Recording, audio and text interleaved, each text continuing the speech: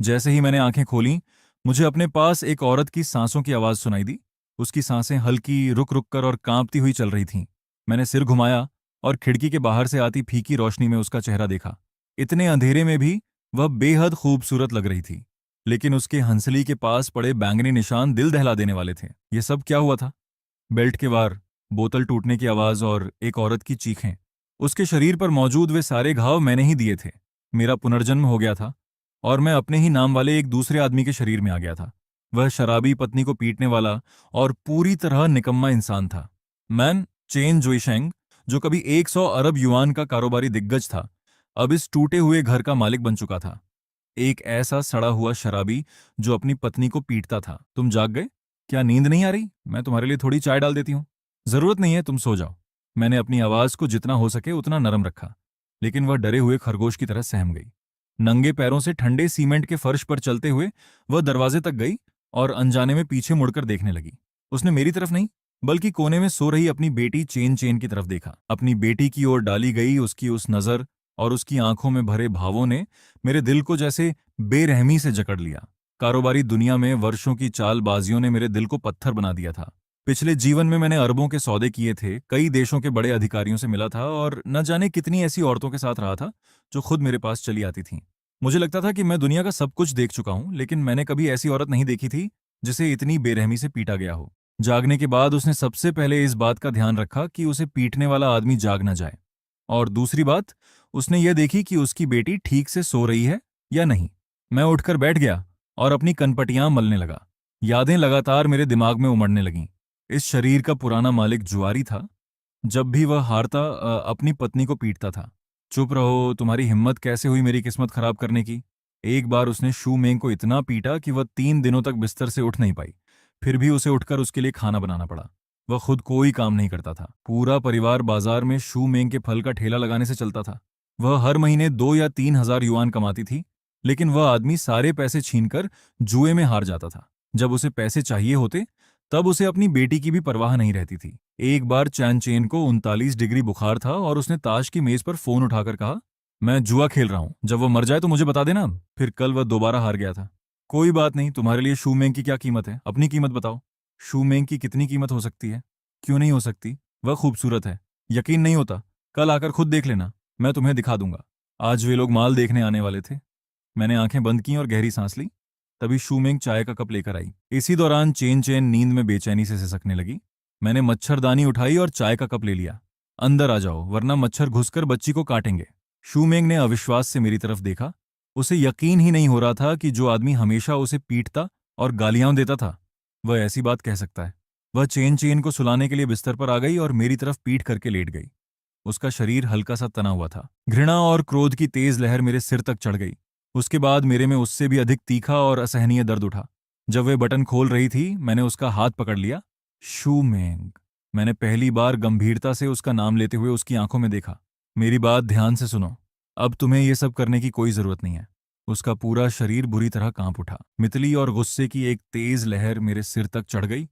उसके तुरंत बाद मेरे दिल में उससे भी अधिक प्रचंड और चुभता हुआ दर्द उठा। जैसे ही वह बटन खोल रही थी, मैंने उसका हाथ पकड़ लिया। शू मेंग। मैंने पहली बार गंभीरता से उसका नाम लेते हुए उसकी आंखों में देखा। मेरी बात ध्यान से सुनो। अब तुम्हें यह सब करने की जरूरत नहीं है। उसका पूरा शरीर बुरी तरह कांप उठा। उसकी आंखें सदमे और उलझन से फैल गईं। उनमें एक ऐसी हल्की सी उम्मीद भी थी जिसे वह दिखाने की हिम्मत नहीं कर पा रही थी। सो जाओ, मैं तुम्हें और चेन चेन को एक अच्छी जिंदगी दूंगा। ये कहते समय मेरे दिमाग में आगे की योजना पूरी तरह साफ हो चुकी थी। जैसे ही सुबह हुई, मैं जाग गया।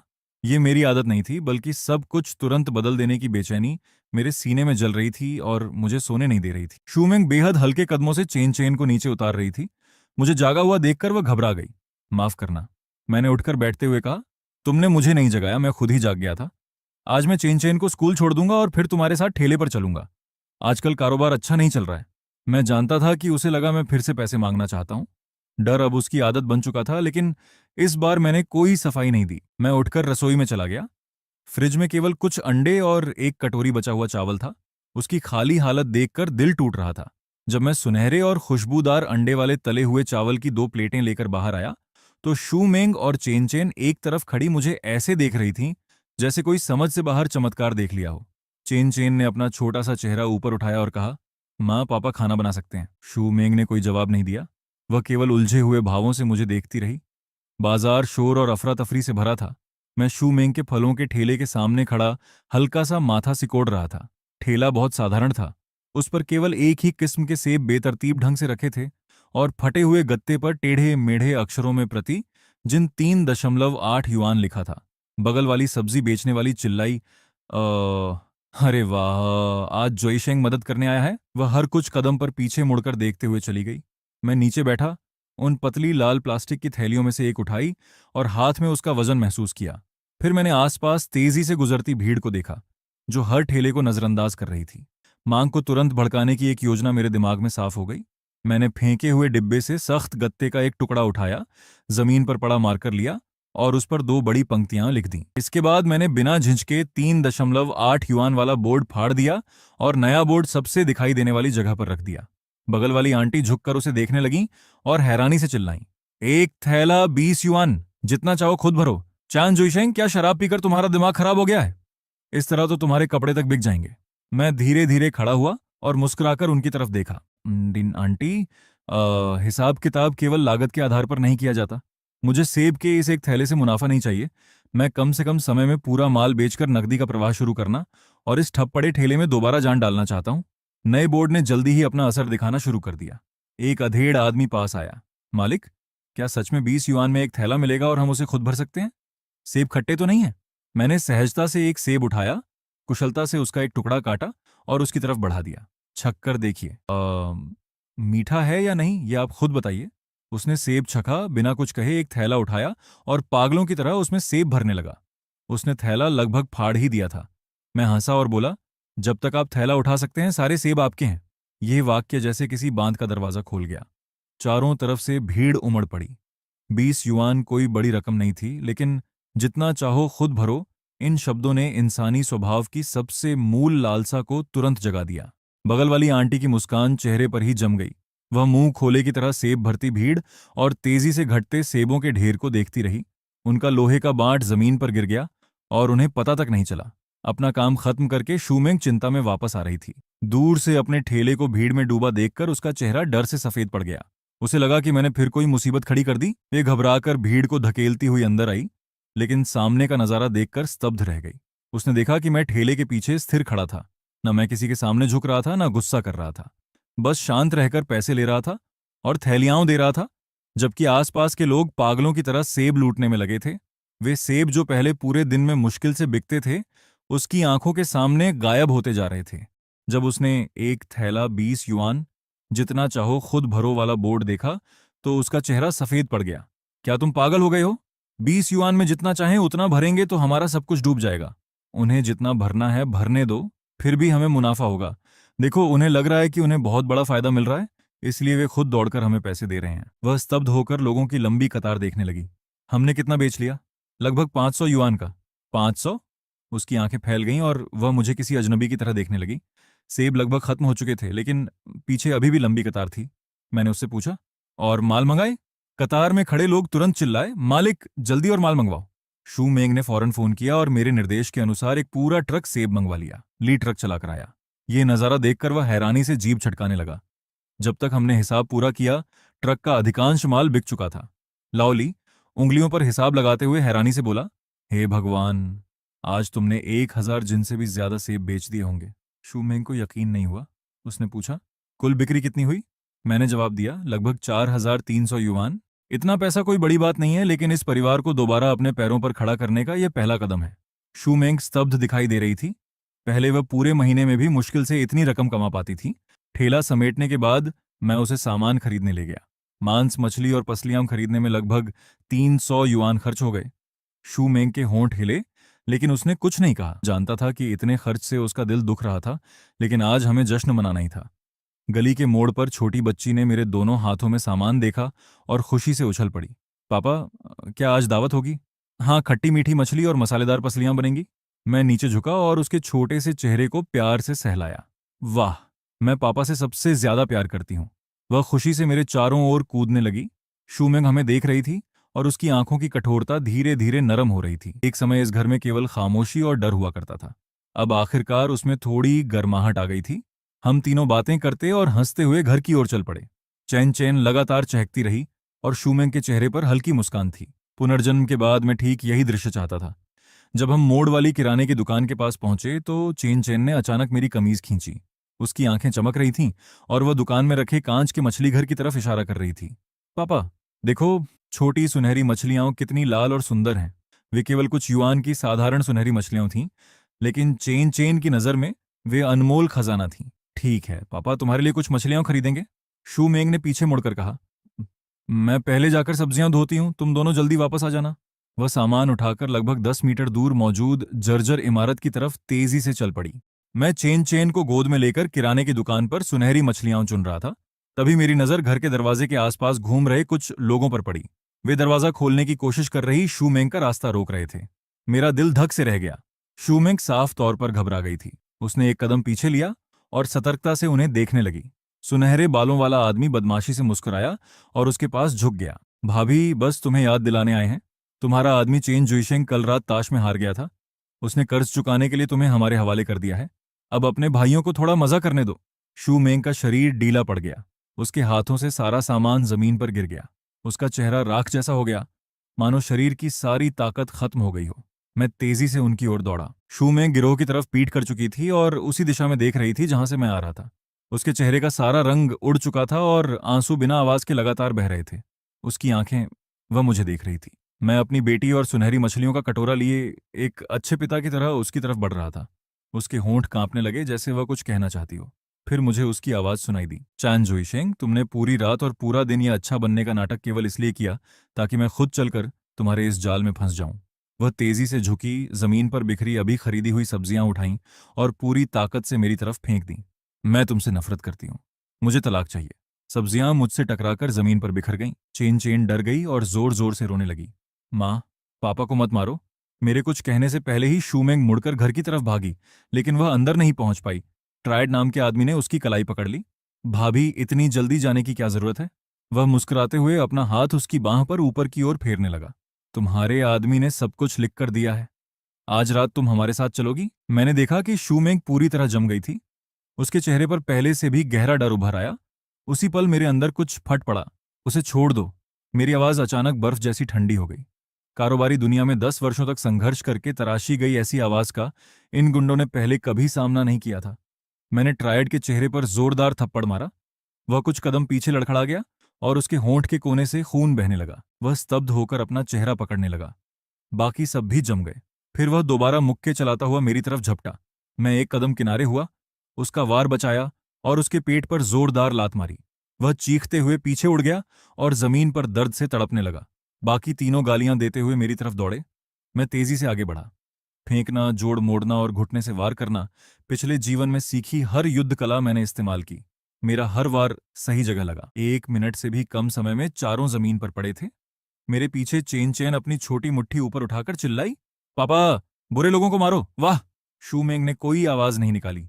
मैं ट्राइड के पास गया, उसके सीने पर पैर रखा और नीचे देखते हुए कहा, ध्यान से सुनो, मैंने जुआ छोड़ दिया है। पुराने सारे हिसाब खत्म हो चुके हैं। फिर कभी मेरे परिवार के पास आए तो जब भी तुम्हें देखूंगा तुम्हें पीटूंगा, समझे? उसने फिर भी अकड़ दिखाने की कोशिश की। तुमने पैसे लिए हैं और वापस नहीं दे रहे, हम पुलिस बुलाएंगे। मैं हंसा। पुलिस बुलाओगे? क्या तुम्हें पता है कि बड़े पैमाने पर जुआ चलाने की सजा क्या होती है? क्या मैं तुम्हें बताऊं? मेरे फोन में सबूत मौजूद हैं। क्या तुम्हारी तरफ से मैं ही फोन कर दूं? उनके चेहरे तुरंत सफेद पड़ गए। माफ कर दीजिए भाई चेन, हमसे गलती हो गई, हम अभी चले जाते हैं। रुको, मैंने उन्हें वापस बुलाया। फिर अब भी कांप रही शूमेंग की तरफ देखकर कहा, मेरी पत्नी से माफी मांगो। उन लोगों के चेहरे उतर गए, लेकिन उन्होंने सिर झुका दिया। माफ कर दीजिए भाभी, अब यहां से निकलो। मैंने ट्रायड को ठोकर मारकर एक तरफ किया। वे घबराकर वहां से भाग गए। चारों तरफ खामोशी छा गई। मैं शूमेंग की तरफ मुड़ा। उसका चेहरा आंसुओं से भीगा था और शरीर अब भी कांप रहा था। उसकी आंखों में डर, संदेह और गहरा दर्द था। मेरे दिल में सुई चुभने जैसा दर्द उठा। मैं उसके पास गया, उसकी आंखों में देखा और एक एक शब्द पर जोर देते हुए गंभीरता से कहा, शू मैंग, पुराना चेन जुइशेंग एक घटिया इंसान था। उसने जो किया है उसके लिए 10,000 बार मरना भी कम होगा। मैं तुमसे ये उम्मीद नहीं करता कि तुम मुझे तुरंत माफ कर दोगी। बस मुझे एक और मौका दे दो।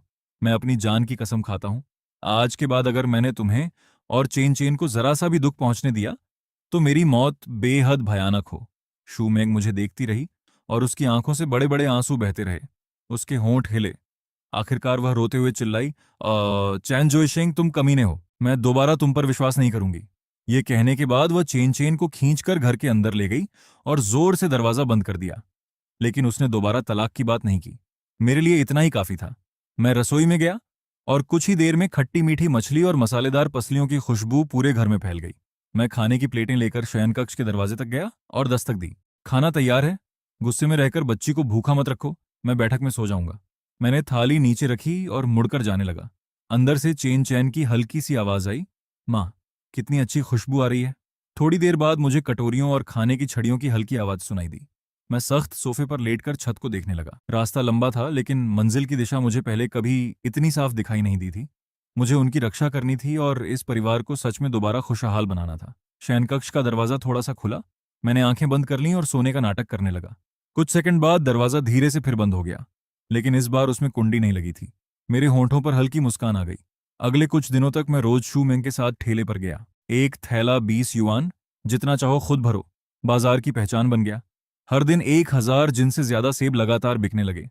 एक सप्ताह से भी कम समय में शूमेंग के खाते में 10,000 युआन बढ़ गए। रात को उसे अक्सर नींद नहीं आती थी। कुछ दिनों बाद बिक्री कम होने लगी। तब मेरे दिमाग में एक नया विचार आया।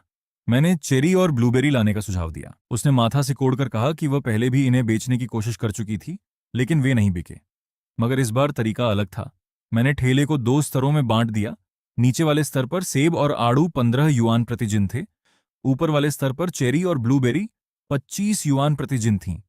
ग्राहक अपनी पसंद से कुछ भी चुन सकते थे। सारे फलों को धोकर काट कर डिब्बों में रखा गया था। केवल 1 युआन और देकर जितना चाहें दही ले सकते थे। 1 और युआन देने पर एक जिन सेब भी मिलते थे। नया ठेला साफ सुथरा और व्यवस्थित था, इसलिए गंदे और बेतरतीब बाजार में वह अलग ही दिखाई दे रहा था। उस दिन की कुल बिक्री 3,000 युआन से अधिक हुई।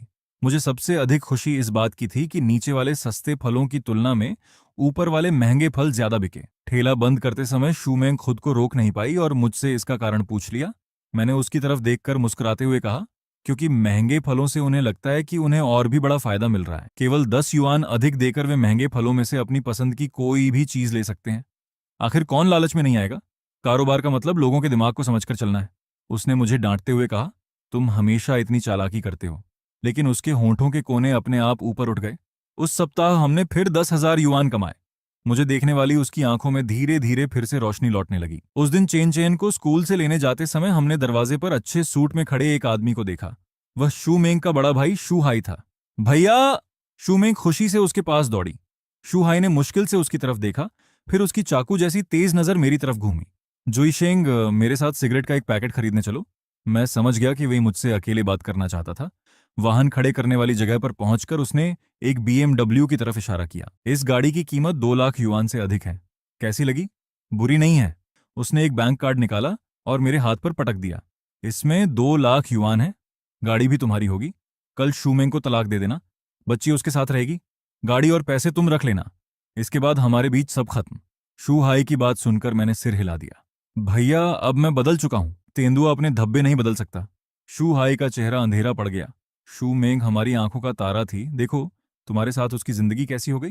शराब और जुआ, बस यही सब किया तुमने। क्या तुम उसके लायक हो? पैसे कम लग रहे हैं। अपनी कीमत बताओ। मेरे भीतर गुस्सा भड़क उठा। मैं जानता था कि वह इस शरीर के पुराने मालिक को गालियां दे रहा था, लेकिन फिर भी उसके शब्द मुझे चुभ रहे थे। मुझे कुछ और महीने दे दीजिए। तुम तो कीचड़ से भी बदतर हो। उसने मेरी बात काट दी। गांव का एक आदमी विश्वविद्यालय चला गया तो क्या खुद को शहर का समझने लगा? अगर उस समय शू मेंग ने गलत फैसला नहीं किया होता तो तुम्हारे जैसे आदमी की औकात ही क्या थी? तुम जैसे लोग पैसे वाले परिवार में शादी करके ऊपर चढ़ना चाहते हो, है ना? खूबसूरत पत्नी से शादी करके इज्जत पाना चाहते हो। क्या तुम इसके लायक हो? मैंने मुट्ठियां भींच लीं, फिर धीरे धीरे उन्हें खोल दिया। मैं किसान का बेटा हूं और एक रसोइया हूं जिसने तुम्हारे परिवार को शर्मिंदा किया है, लेकिन पैसे देकर मुझे खरीदने की कोशिश मत करना। तुम ऐसा नहीं कर सकते। मुझे 3 महीने दो। मैं 10 लाख युआन कमाकर दिखाऊंगा, उसके बाद मुझसे बात करना। शू हाई एक पल के लिए स्तब्ध रह गया। फिर वह ऐसे तिरस्कार से हंसा जैसे उसने दुनिया का सबसे मजेदार मजाक सुन लिया हो। मैंने उससे और कुछ नहीं कहा। मैं मुड़ा और वापस घर चला गया। घर लौटने पर शूमेंग थोड़ी चिंतित दिखाई देते हुए मेरे पास आई। मैंने मुस्कुराकर झूठ बोला, कोई बात नहीं है भैया, बस मेरा हौसला बढ़ा रहे थे। उसे मेरी बात पर विश्वास नहीं हुआ, लेकिन उसने आगे कुछ नहीं पूछा। शूहाई रात के खाने के लिए रुक गया। खाने की मेज पर बैठकर उसने कमरे में रखे पुराने फर्नीचर पर नजर दौड़ाई और माथा सिकोड़ लिया। ये सारा कबाड़ अब तक क्यों रखा हुआ है? क्या तुम्हें डर नहीं लगता कि लोग तुम्हारा मजाक उड़ाएंगे? मैं जवाब देने ही वाला था कि शूमेंग ने मेज के नीचे धीरे से मेरा हाथ खींच लिया। उसने अपने भाई से नरम आवाज में कहा, भैया, जुईशेंग सच में पिछले कुछ दिनों में बहुत बदल गया है। उसने मुझे कई अच्छे सुझाव दिए हैं और हमने कुछ पैसे भी कमाए हैं। शूहाई ने ठंडी आवाज में नाक से फूंकार भरी और कोई जवाब नहीं दिया। तभी उसका फोन बजा। फोन उठाते ही उसका चेहरा अचानक बदल गया। क्या श्री लू हमारे प्रचार प्रस्ताव से संतुष्ट नहीं है? उन्होंने तो कहा था कि आज इसे मंजूरी दे देंगे।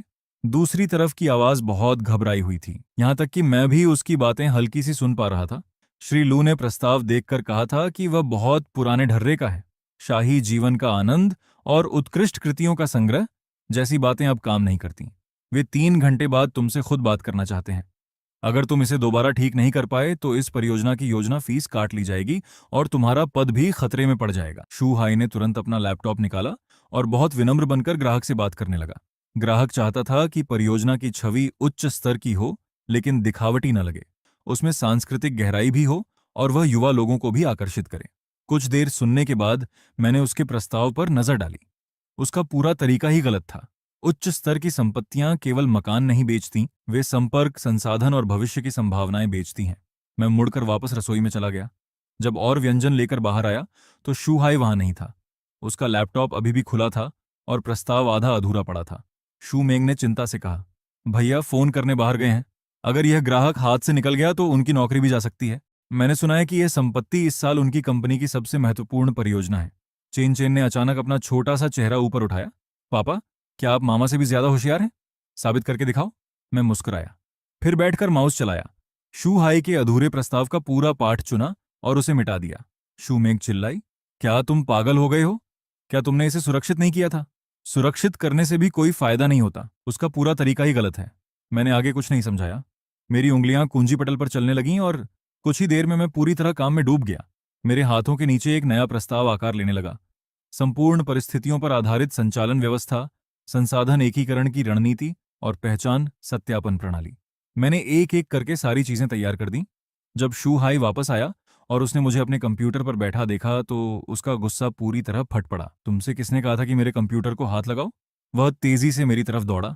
शू मेंग ने तुरंत समझाने की कोशिश की, इसे संपत्ति के प्रचार के बारे में क्या पता है?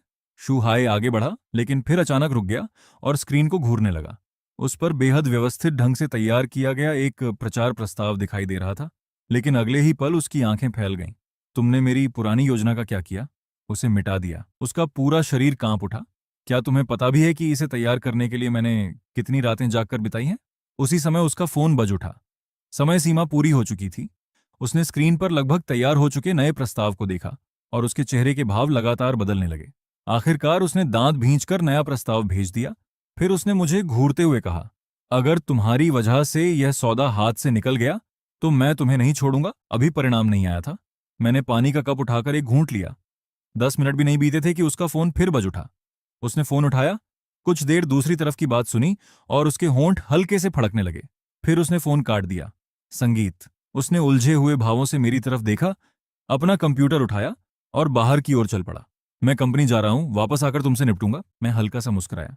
मुझे पता था कि अब उसका सामना किस चीज से होने वाला है। उस प्रस्ताव में लिखी अवधारणाएं उसके स्तर के व्यक्ति की समझ से कहीं आगे थीं। जैसा मैंने सोचा था। कुछ ही देर बाद मेरा फोन बज उठा। फोन शू हाई का था। दूसरी तरफ उसकी आवाज में थोड़ी झिझक थी। चेन जोइशिंग, क्या तुम अभी मेरी कंपनी आ सकते हो? श्री लियू उस व्यक्ति से मिलने पर अड़े हैं जिसने यह प्रस्ताव लिखा है। मुझे पता भेज दो, मैं तुम्हें लेने के लिए चालक भेज देता हूं। कंपनी पहुंचकर मैंने सहायक के हाथ में मौजूद प्रस्ताव को संचालन वाले पन्ने पर पलट दिया। यह मेरी बनाई हुई पहचान सत्यापन प्रणाली है। सबसे पहले घर खरीदने वालों को मालिक समिति की मंजूरी लेनी होगी। केवल पैसा होना पर्याप्त नहीं होगा। यह भी देखा जाएगा कि वे अपने संपर्कों, कौशल या प्रभाव के माध्यम से समुदाय को क्या मूल्य दे सकते हैं। दूसरा, मेरा सुझाव है कि 30% मकानों को आरक्षित रखा जाए और उनमें देश के शीर्ष उद्योगपतियों, कलाकारों और विद्वानों को थोड़े समय के लिए रहने का निमंत्रण दिया जाए। इससे इस समुदाय की प्रतिष्ठा स्वाभाविक रूप से बढ़ेगी। तीसरा, हर महीने विशेष वर्ग संवाद आयोजित किए जाए जिनमें केवल संबंधित उद्योग के शीर्ष लोगों को बुलाया जाए। जो यहां मकान का मालिक नहीं होगा उसे इन कार्यक्रमों का टिकट तक नहीं मिल सकेगा। श्री लू की आंखें चमक उठीं। इस तरह मकान केवल एक वस्तु नहीं रहेगा बल्कि एक विशेष सदस्यता प्राप्त करने की योग्यता बन जाएगा। उन्होंने मुझसे कई और विस्तृत सवाल पूछे जिनका मैंने बिना रुके सहजता से जवाब दिया। आसपास बैठे कई वरिष्ठ योजनाकार बार बार सहमति में सिर हिलाने लगे। बहुत अच्छा। श्री लू खड़े हुए और ध्यान से मेरी तरफ देखने लगे। संगीत, हमारी कंपनी में प्रचार निदेशक का पद खाली है। वार्षिक वेतन 5 लाख युआन होगा। क्या तुम्हारी दिलचस्पी है? 5 लाख। मुझे महसूस हुआ कि शू हाई की सांस अटक गई थी। मैंने मुस्कुराकर सिर हिला दिया। मुझे अपनी पत्नी के ठेले में उसकी मदद करनी है। फिलहाल मैं पूरे समय की नौकरी करने के बारे में नहीं सोच रहा। श्री लू यह सुनकर स्तब्ध रह गए। मैंने आगे कहा, लेकिन अगर अनुमति हो तो मैं एक बात कहना चाहता हूँ। कहिए। आपने इस संपत्ति की कीमत बहुत कम रखी है। अचानक कमरे का माहौल तनावपूर्ण हो गया। शू हाई ने चुपके से मेरी बांह खींची। श्री लू ने आंखें सिकोड़ लीं। श्री चेन, तुम्हारे कहने का क्या मतलब है? बाजार की मौजूदा स्थिति को देखते हुए हमारी कीमत पहले से ही इस इलाके में सबसे अधिक है। मैंने कहा, अगर मैं गलत नहीं हूं तो आपने इसकी शुरुआती कीमत 85,000 युआन प्रति वर्ग मीटर रखने की योजना बनाई है ना? मेरा सुझाव है कि इसे बढ़ाकर 1,20,000 युआन से अधिक कर दिया जाए। बैठक कक्ष में चारों तरफ हैरानी भरी सांसों की आवाज गूंज उठी। कुछ लोगों ने पहले ही असहमति में सिर हिलाना शुरू कर दिया था। श्री लू ने गंभीरता से कहा, श्री चेन, तुम्हारे कहने का क्या मतलब है? बाजार की मौजूदा स्थिति को देखते हुए हमारी कीमत पहले से ही इस इलाके में सबसे अधिक है। मैंने कहा, अगर मैं गलत नहीं हूं तो आपने इसकी शुरुआती कीमत 85,000 युआन प्रति वर्ग मीटर रखने की योजना बनाई है ना? मेरा सुझाव है कि इसे बढ़ाकर 1,20,000 युआन से अधिक कर दिया जाए। बैठक कक्ष में चारों तरफ हैरानी भरी सांसों की आवाज गूंज उठी। चेन, शायद तुम बाजार की स्थिति को ठीक से नहीं समझते। इस इलाके में 90,000 युआन से अधिक की कीमत पर मकान बेचना बहुत मुश्किल है। फिलहाल यही वास्तविकता है। मैं खिड़की के पास गया और परियोजना के पूर्व में मौजूद खाली जमीन की तरफ इशारा किया। पहली बात, पिछले सप्ताह विकास और सुधार आयोग की बैठक के विवरण में पूर्वी नए शहर में रेल परिवहन तंत्र का विस्तार करने की बात लिखी गई थी। दूसरी बात, पिछले महीने निर्माण व्यवस्था की संगोष्ठी में नए महापौर ने नए विकास क्षेत्रों और मुख्य शहर के बीच यात्रा का समय कम करने पर विशेष जोर दिया था। तीसरी बात, योजना विभाग की वेबसाइट पर हाल ही में पूर्वी क्षेत्र के भूमि उपयोग मानचित्र को बदल दिया गया है। आपकी परियोजना के पूर्व में मौजूद जमीन को आरक्षित भूमि से बदलकर परिवहन सुविधा की भूमि कर दिया गया है। पूरा बैठक कक्ष शांत हो गया। सब लोग मुझे घूरने लगे। इन सभी जानकारियों को आपस में जोड़िए और नए महापौर की पिछली सेवा का विवरण देखिए। नानचेंग नए जिले में अपने पिछले पद पर रहते हुए उनका पहला बड़ा फैसला भूमिगत रेल के विस्तार का निर्माण आगे बढ़ाना था। मेरा अनुमान है कि 6 महीनों के भीतर भूमिगत रेल विस्तार की योजना घोषित कर दी जाएगी। उसका स्टेशन आपकी परियोजना के पूर्व में बनने की सबसे अधिक संभावना है। श्री लियू खड़े हो गए। तुम्हें इस बात का कितना यकीन है? मैंने शांत भाव से कहा, 70%। लेकिन संभावना केवल 50% भी हो तो ये दांव लगाने लायक है, क्योंकि खबर सामने आते ही यहां मकानों की कीमत 30% से अधिक बढ़ जाएगी। अभी कीमत बढ़ाकर 1,20,000 युआन करना महंगा लग सकता है, लेकिन 6 महीने बाद इसकी वास्तविक कीमत की तुलना में ये फिर भी कम होगी। इससे भी महत्वपूर्ण बात यह है कि भूमिगत रेल की खबर सामने आते ही आसपास की बड़ी संख्या में आम बाजार वाली आवासीय परियोजनाएं बिक्री के लिए आ जाएंगी। अगर आपने कीमत 85,000 युआन ही रखी तो आपके विशिष्ट समुदाय वाली पूरी पहचान खत्म हो जाएगी। धनवान लोग भूमिगत रेल से दफ्तर जाने वाले साधारण कर्मचारियों के पड़ोसी नहीं बनना चाहते। पूरा बैठक कक्ष बिल्कुल शांत था। श्री लियू पूरे 1 मिनट तक मुझे घूरते रहे। फिर उन्होंने अपना फोन उठाया। सचिव वांग, योजना विभाग के निदेशक लियू से संपर्क करो। पूर्वी नए शहर की भूमिगत रेल योजना के बारे में सावधानी से जानकारी प्राप्त करो। प्रतीक्षा के वे 10 मिनट 10 वर्षों जैसे लग रहे थे। फोन बजा। श्री लियू ने फोन उठाया। दूसरी तरफ की बात सुनते हुए उनका चेहरा लगातार गंभीर होता चला गया। आखिर उन्होंने केवल इतना कहा, पुष्टि हो गई? अच्छा, मैं समझ गया। फोन काटकर उन्होंने मेरी तरफ देखा। मेरी कंपनी में काम करो, प्रचार विभाग के उपाध्यक्ष बन जाओ। वार्षिक वेतन 10 लाख युआन होगा। क्या तुम्हारी दिलचस्पी है? मैंने देखा कि शू हाई का चेहरा लाल हो गया और उसका पूरा शरीर अकड़ गया, लेकिन मैंने फिर भी सिर हिला दिया। मुझे पूरे समय की नौकरी में दिलचस्पी नहीं है। मैं अपने परिवार के साथ अधिक समय बिताना चाहता हूँ। श्री लियू कुछ देर तक मुझे देखते रहे, फिर बेबस होकर मुस्कुराए। हर व्यक्ति की अपनी प्राथमिकता होती है, लेकिन मैं फिर भी चाहता हूं कि तुम इस परियोजना से जुड़े रहो। अपनी फीस तुम खुद तय कर सकते हो। मैंने शू हाई की तरफ देखा। वास्तव में शू हाई की बुनियादी समझ बहुत मजबूत है। वह इस योजना की मुख्य अवधारणाओं को समझ चुका है। श्री लियू उसके साथ मिलकर यह काम कर सकते हैं। शू हाई स्तब्ध रह गया। उसने अविश्वास से भरी आंखों से मेरी तरफ देखा। श्री लियू ने कुछ देर सोचा और आखिरकार सिर हिला दिया। ठीक है, ये परियोजना मैं तुम दोनों को सौंपता हूँ।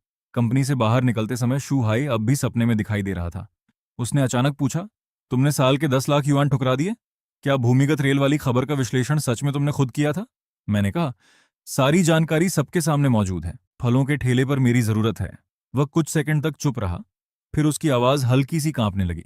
तुम जानते भी हो कि 10 लाख युआन का क्या मतलब होता है? मैंने 8 साल तक काम किया है और अब जाकर उसके आधे तक पहुंच पाया हूं। मैंने कहा, भैया अगर यह सौदा सफल हो गया तो आप कंपनी के नायक बन जाएंगे। इसके बाद आपके लिए आगे बढ़ने के बहुत सारे रास्ते खुल जाएंगे। मैं गाड़ी में बैठा और वहां से चला गया। पीछे देखने वाले शीशे में मैंने उसे वहीं खड़े होकर काफी देर तक मेरी जाती हुई गाड़ी को देखते पाया। रात के खाने के समय शू हाई फिर घर आया। मैंने शराब की जगह चाय का कप उठाया। भैया, मैंने अतीत में जितनी भी घटिया हरकतें की हैं उनके लिए मैं दिल से माफी मांगता हूँ। शू मिंग स्तब्ध रह गई और उसकी खाने की छड़ियां हवा में ही रुक गईं। मैं जानता था कि वे क्या सोच रही थी।